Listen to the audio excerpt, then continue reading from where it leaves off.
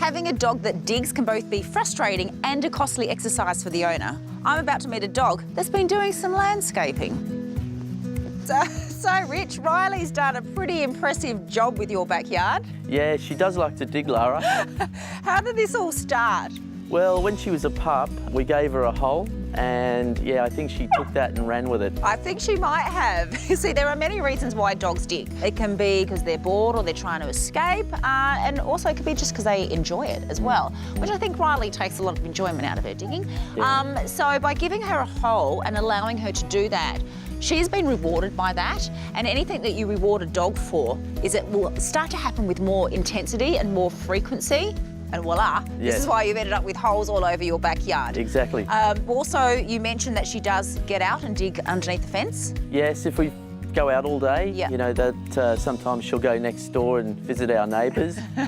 Okay, again, so that is indicating that a dog does escape and they do like to dig when they're being bored or if they're anxious. I think in this indication, as you're saying, you're out all day, so that would indicate that she is being bored. Yeah. So there are a few techniques of what we can do.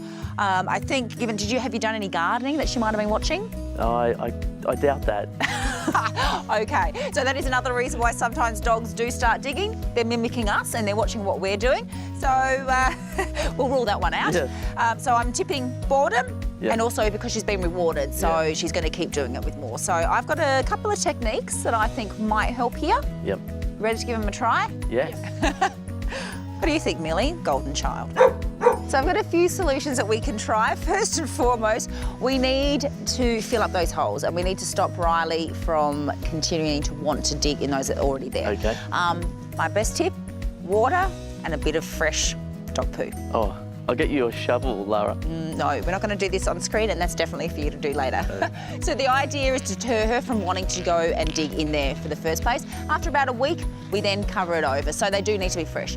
Rightio? So once we've covered them over and kind of deterring her from going back to them, we're going to give her somewhere that she can dig and that she can have that enjoyment and still be allowed to do what dogs do. Okay. So we're going to give her a sand pit so that she can dig, because dogs like to dig.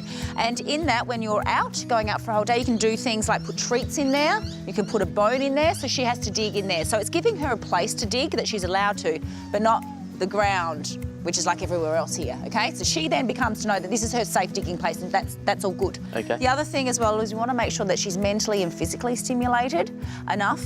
So some things like interactive toys are a great one. Yes. This Aussie dog Home Alone is awesome for that, particularly for dogs like Riley, because she can pull on it, she can chew, and the great thing is that's physically tiring her out, Okay. as well as this noise and the treats coming out as the reward is mentally stimulating her as well. Awesome for Border Collies. Yeah. So what we want her to do, treats are coming out of there, she gets rewarded. So again, she doesn't have to be digging in your garden for a nice reward. She's going to use this instead. Yes. Okay.